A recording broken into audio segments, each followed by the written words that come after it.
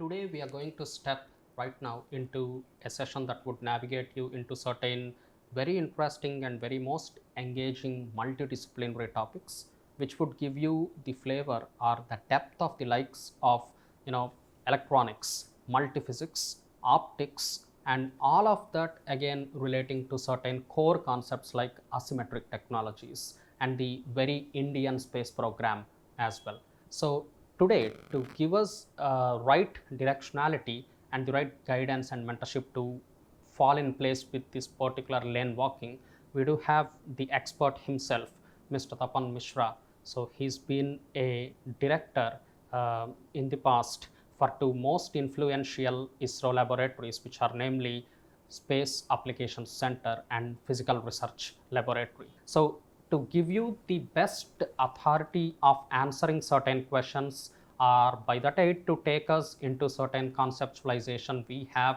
Mr. Tapan Mishra with all of that blended expertise. And today we are seated with him, looking at him as a instrumental founder of all of this culmination into a very energetic, vibrant startup, which absolutely resonates with a lot of national interests, and it is none other than Sisir Radar Private Limited. So we begin with certain questions wherein I would like to just assert my introduction as a technology director, in fact leading a multiphysics group at this veteran firm CADFEM India Private Limited, where it's headquartered in Germany, and we've been doing a lot into this veteran space sciences domain and a lot of other multiphysics domain work as well, starting from our inception since 1985, in fact. And Sisir Radar has been in our collaboration with a lot of riveting insights, in fact, and that's how we are here today, shooting for a very most influential and promising, technically riveting interview with Mr. Tapan Mishra. Yeah. So Mishra ji, basically to begin with, your rich experience, in fact, has been over a lot of years into multidisciplinary topics, as I would as well resonate and rightly know it, in fact. So you're coming from these contrasting places of pure science and also applied science from PRL and SAC as well. So through all of these years, just to trace your trajectory into all of these experiences, if you stand at a particular pinnacle today, and as a pioneer, if you look back and count at a lot of moments where you saw a lot of potential in them, in fact, and if you try to connect the dots looking backward, is there one particular moment that clicks upon to your mind as a very pivotal moment where, as of today at Sisir Radar as well, when you look back at those times, you see that that was a lot of influential learning that you carried through your experience, and you're able to kind of make up for the entire puzzle, you kind of bring the pieces of the puzzle together. So if there is one deja vu high moment like that, what would it be? Thank you, Santhosh, for your very elaborate introduction, and also my gratitude to CADFEM to give me this opportunity for this exciting discussion. I look back in 1999. Actually, that ISRO that time was not planning for any space-borne synthetic aperture radar, because we built an airborne synthetic aperture radar. It was fine, it was working. We are the fifth country in the world to build this. But then only problem, out of 10 flights, only one flight the image is to come good. Another 9 flights, it did not come good. But it was a job of, I was a microwave engineer building the radar. But in the job of processing with some other group.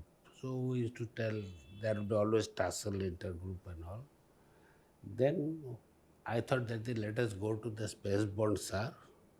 We build it, and those days, that estimated cost of buying any Space-Borne SAR was something like 2,000 crores.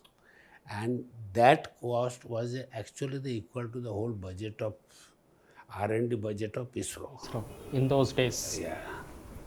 And but you have to canvas, you have to actually lobby for your project. a lot of And campaigning it took was not place. ISRO's plan, and you have to take it there. One July afternoon, this after month, I went to the director, A.K.S. Gopalan, and Saturday I took him a 3-page paper, and I told that we can build SAR in India, and we can build everything in India itself, and then I need some funding for this purpose. He first jumped up. In ISRO projects come from upwards.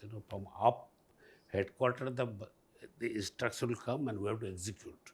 This is nothing like one engineer comes, they will build it and all. But then he sat down, he read through, and he was not convinced with the last line.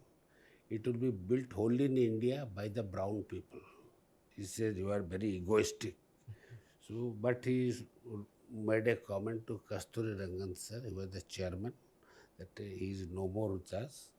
And to my surprise, within a week, Kasturi Rangan set up a committee to examine the feasibility. And I got a cube. He had an 8 CPU Xeon machine, he came to demonstrate. And in those days, you will be surprised. In ISRO, if you are a microbe engineer, you are not supposed to write software. Your computer is nowhere, and the ISRO will not order a computer except a PC. They will not order any big computer for you. Okay, not a Not you are not, today, and it is only for a exclusive realm of the software guys, who will make data products. And this gentleman brought one, and to demonstration, I just requested him, sir, Aptiji, kindly keep it inside. I want to use it. And he said, and you will not believe, I learned C and 8 CPU Xeon machine. I wrote program. I understood the basic problem of the SAR, not with the radar, but in the software with the motion compensation. And we did this a whole motion compensation, wrote it. Apteji used to send me a reminder, can you not give it back? I used to tell him the story of the Kishore Kumar, the Kishore Kumar, somebody paid him to do a program and he did not go. Then that organizer came back to him, he said, give me their whole money. So I told him, Apteji, you have given the PC, because if I don't give gate pass, it will not go out. 8 CPUs Xeon machine. And I wrote it. It took 6 months, 1 month for me to learn C language, and wrote software with a motion compensation. And I remember it was around 16th December, the same year, 1999. I went to Rangan Saab's office, and to demonstrate that we showed him the process.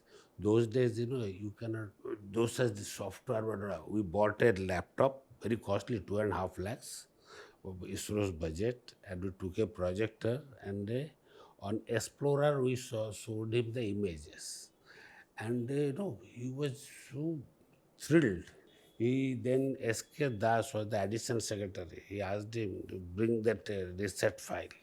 And we proposed a 24 crores for developing one tile, and that should be pre-investment, and developing the building and facility. And that nobody was funding. And every time I go, everybody was stopping it and all. And he took that file, and before anybody could object, he signed on it, the project is approved. That's the day I learned, how a decision is made. The two things. It is not enough to go to the management with a proposal. It is also needed to go to the management with at least a demonstrable prototype. And you see that most of our endeavors, we all go with a proposal but don't go with a prototype. And that is why we are not able to convince people. So, Mr. I think that's rightly said about the need for a minimum viable product, in fact. So, I just have a follow-up question in this particular case. So when you were actually building this SAR or trying to propose to have an indigenous build of this particular SAR, you said it was the motion compensation system or the Yes. software that you're working on. So could you explain if that is basically about arresting the vibrations of the SAR, putting it in a stable positioning, poised for that? You see that logically the synthetic aperture radar, they require that the platform in which the radar is there, Yes. it has to fly at a constant speed in a constant straight line. Then only it is a very efficient processing is done. But what happens, it is very good for satellite. Actually, satellite making synthetic aperture radar processing is much easier.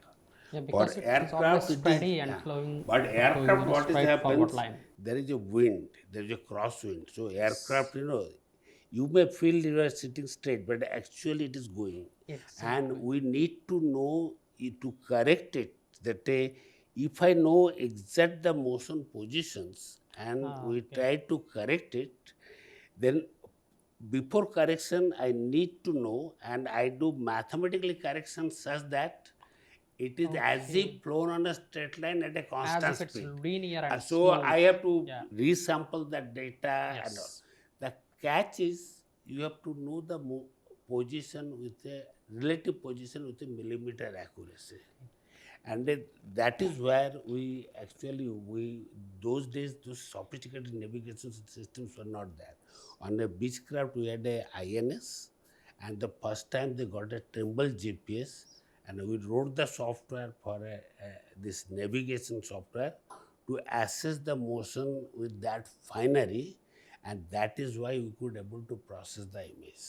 That's great. Yeah, thanks for that really informative response, Mr. Rajay. Just for our sake of viewers to understand how it works with synthetic aperture radar. So basically, a synthetic aperture radar, as its name spells out, synthesizes its aperture by basically staying on a smaller platform like a drone or a satellite, and the carrying platform, the satellite or the drone, would make a motion. I mean, it basically travels over a very larger area, and you kind of stitch all of that over the travel, whatever's captured into a picture, and you make a big image out of that.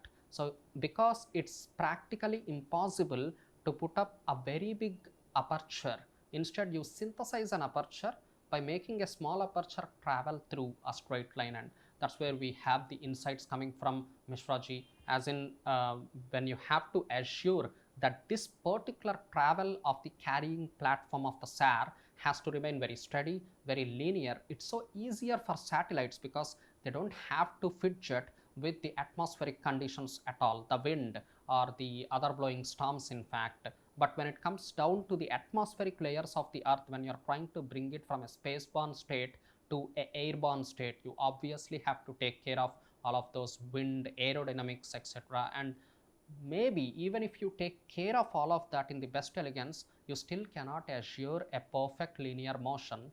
Therefore, we in fact have certain compensating correction factors step by step within the data that you process for.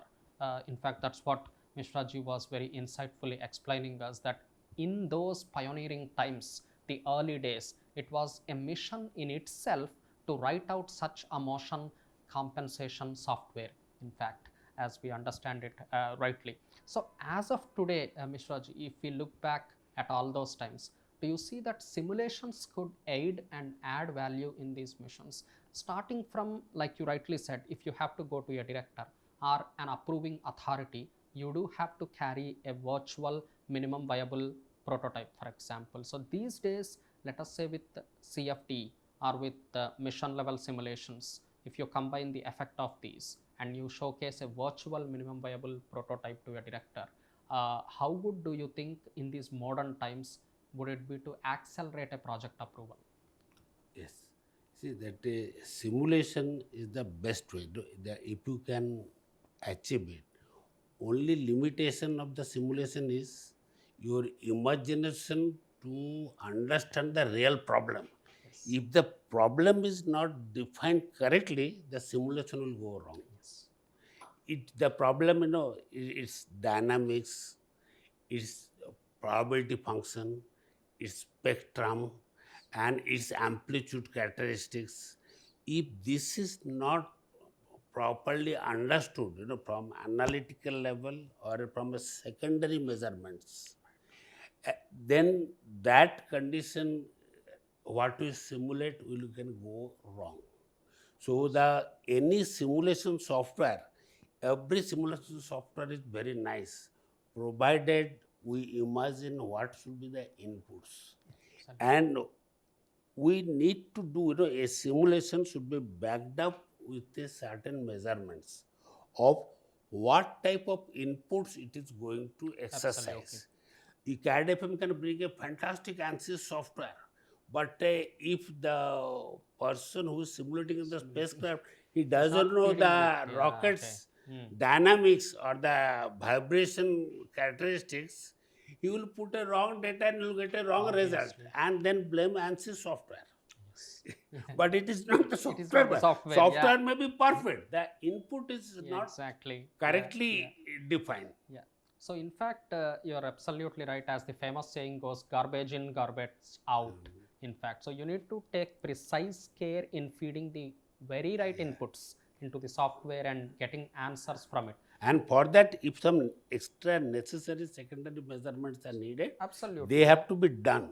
They have to be done without skipping them. Yeah. In fact, I mean, it's a different way out, Mishraji. I mean to say, since you are a best person coming from fundamental sciences and also applied sciences, I keep repeating this for the real sake of it, in fact. So there are certain fundamental virtual simulations also in a secondary lateral sense that you said should have to be conducted if you don't have the real-time infrastructure to perform all those experiments. But at the end of the day, like you rightly said, assuring that precise inputs are provided to the software is really important on a mission level sense. And as of today, if you look at or look back at the maturity of simulations with certain mission level calculations like provided by SDK, we could even go to the length of adjusting a pulse repetition frequency or the precise steep angle for a particular carrier platform which would carry the payload as SAR, in fact. So how do you see that a runtime match of very crucial parameters like steep angle, like the pulse repetition frequency, which will eventually impact image quality itself from the SAR? Yeah. See that there are a lot of simulation SDK and all, they are coming with a lot of software to simulate a SAR image. Actually, they have taken a data from many other images. That's correct. But it looks like I am going for a L and P band SAR in my company Sisir Radar. And what I see, the model they would have taken from X band SAR, because that is the most prevailing one. Now they would have extrapolated that, which is to some extent correct. Right. But that is to some extent it may be wrong. So I cannot rely fully on simulation because they themselves don't have the data to model. But yes, this becomes a very good starting point. And then we go ahead and we build our own model and then feed it back. Then we can have a much better simulation. Absolutely. I mean, we never advocate that simulations, a set of them, however powerful they could be, they cannot completely kill all the experimentation. That's very bad to say. So it's basically about strategically, properly and intelligently, with all the acquired wisdom, reducing the number of experiments otherwise. So you do probably without simulations 100 as a hypothetical number of simulations. Maybe with the advent of simulations, with the presence of simulations, you would say reduce them to over about 40, for example, in the long run. See, the simulation may take hours, but the experimentation can take days and months. Yes.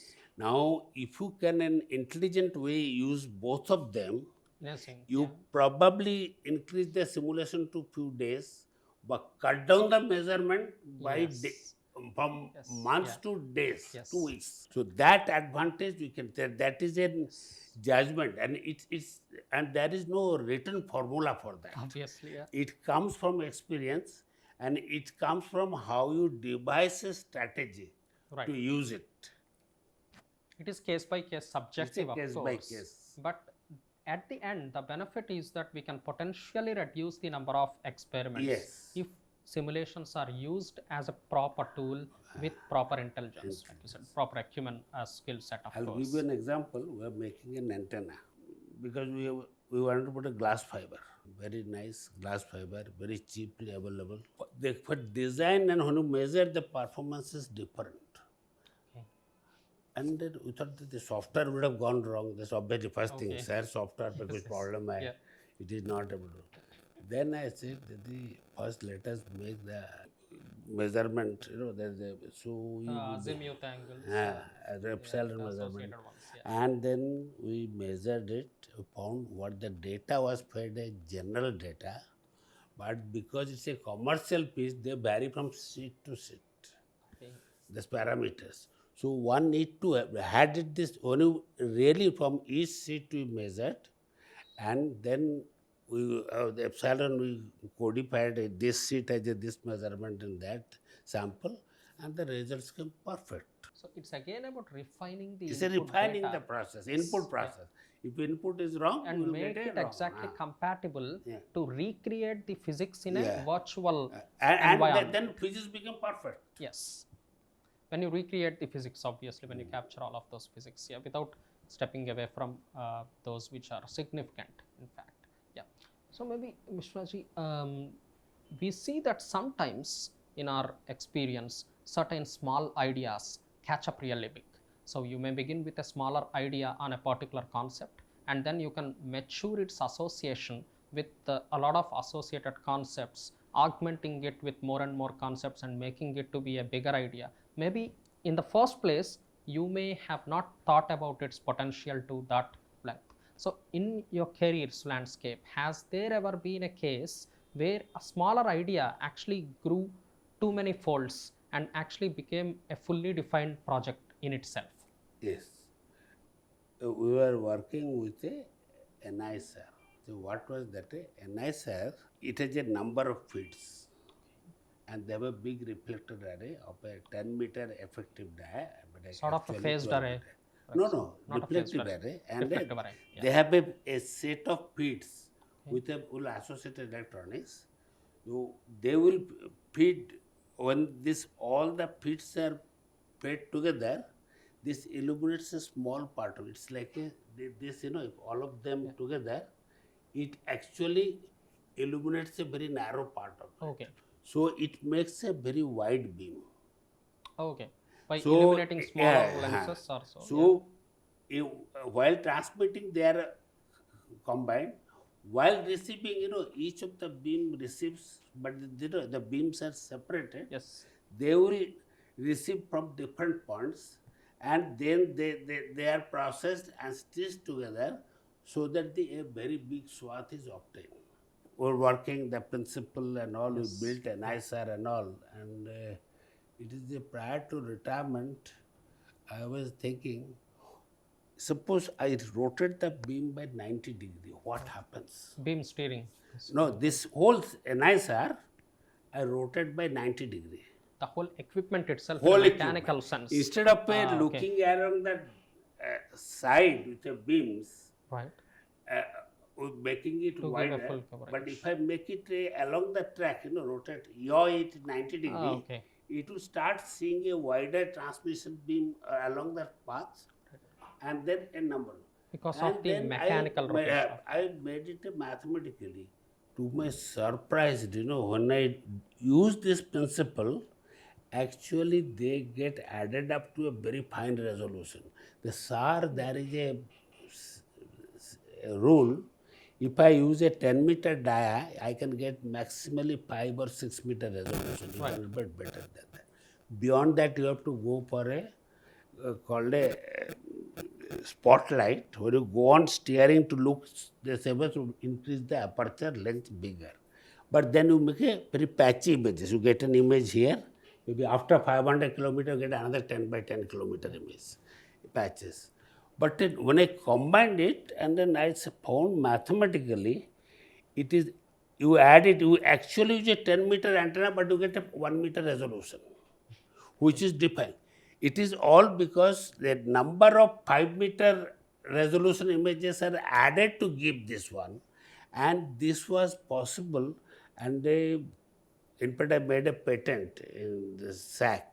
In the SAC itself, SAC, while you were with the SAC. SAC, they package just before I retirement. Normally, those people who retire at that point, they start looking at the pension and all of that. Yeah. But I started looking at the patent and patented it, and then it came out, and nobody had an idea.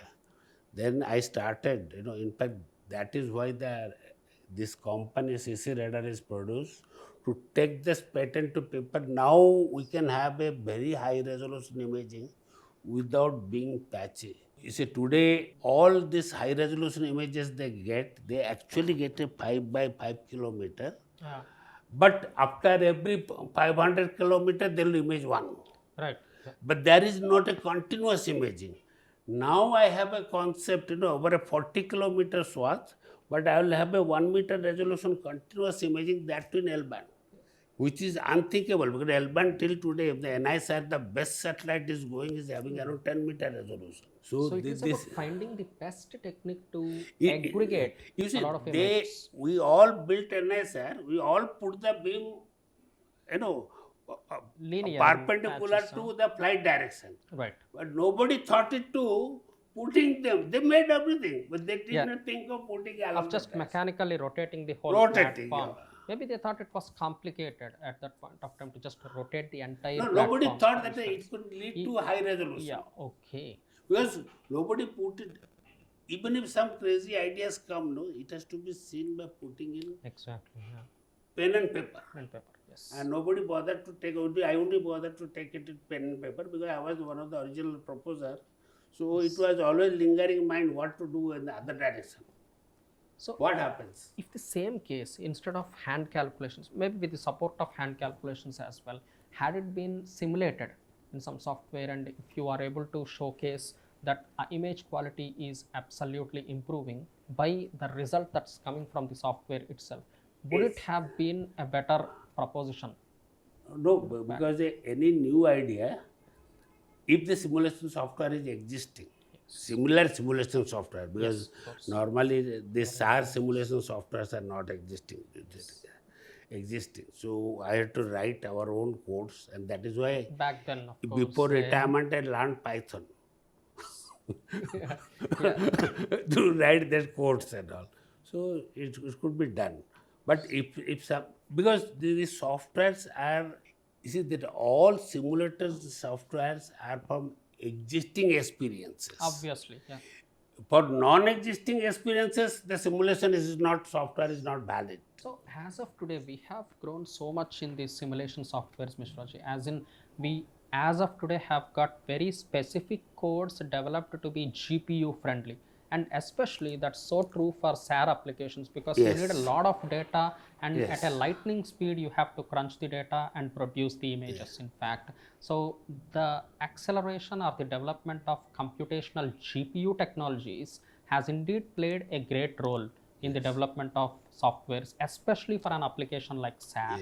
A different edge where we can have a really good complementing blend between hand calculations and the simulations as well. In fact, today our SAR is processed at actually Amazon web server. Okay, yeah, you're already onto on that the cloud. Yeah, okay. It is on cloud. It is actually wherever it is, you will see that people today they are flying somewhere Sonarpur. It's a particular. Getting down, they will through GeoPod, they will transmit the data. Absolutely. Before they arrive, the data will be processed here. And through Amazon cloud, it will be Exactly. The latency speeds, they have gone down. and the people have learned the program. Really You see that today this sort of hardware, if you buy the total system, is a very costly. But if you see our clouds, we actually bought all the components from Amazon, including power supply and these cards and drivers, everything. And then we have assembled. It actually cost 1/10 of what you buy for branded ones. So I see that just as a response to this particular question, the Sidekick project which started in your times in SAC, it's been the phenomenal rotation of the entire platform using the relevant mechanics. So I think that's a foundational idea at Sisir Radar as well, as you Yes. have been explaining it. So glad to hear that a sidekick idea has transformed into the establishment or institutionalization of a whole enterprise. In fact, Yes, as of today, because the startup there is Sisir Radar. there is no company is ready to, is building which is the most useful band, L and P band, with a resolution of 1 meter. So we decided to build it. So, if you look at the drones of today, I mean, our conversation, Mishraji, started with the idea of taking a very steady, a very harmonic or uniform way of looking at SAR being carried by satellites in the space-borne sense, and now bringing it down to be drone-borne. In fact, introduces a lot of complexity, like you said, in the motion compensation algorithm as so altogether. So that way, I think the drones of today, not just about the SAR, but about the cameras they carry, the IR, EVO IR kind of technologies they do carry. I think all of that is about shifting the focus of drone development just merely from aerodynamics onto many other multidisciplinary fields, because a drone as of today is not a aerodynamic structure alone, but it is more about what it carries as payloads, in fact. So it's like a launch vehicle for the payloads itself, as in carrying cameras, IRs, EVO IR technology, etc. So that way, how do you see the drones of today? Because I think Sisir Radar is one particular company which is not just focusing upon the aerodynamics of the drones, but essentially upon a very important payload like SAR. And I think you must be also very well aware about, or with your specialization, you could foresee the advantages of combining SAR data, let us say, with a optics data. It could come from a camera, it could come from an EVO-IR, etc. So when you see all this importance of payloads that is growing upon the drones, how do you see the drones of today to be different from the aerodynamics alone? Yeah, Mr. Raji, like we were talking about it, Mr. Raji, the payloads have been the centric focus of the drones as of today. And these payloads obviously entail a lot of multi-physics kind of judgment and observation. Yeah. Uh, Going with the question, of course, your response about that. Okay. See, our encounter with drone was a very fortuitous. Actually, we formed the company to make satellites. In fact, that is our primary goal. Okay. In fact, we are going to launch our first satellite next year. But while we are, while we are taking to customers, to potential users, they were not believing that an L band you can get 1 meter resolution. Then we decided that we will demonstrate. The shortest way to demonstrate was on a drone. The aircraft was too costly. So we thought we'll make the whole hardware, and with the same hardware which will be flying on the satellite, will fly at a drone and demonstrate that really we can give a 1 meter resolution. And then while making, we found, in fact that day, those time, the drone was not very much was thought of as a carrier in a 22 time frame. In a SAR sense, SAR basically. sense. So we went to buy, they were asking very huge cost, and the company was funded from some donations only. So we thought, why not build our own drones? So we built one of the heaviest drone in India today.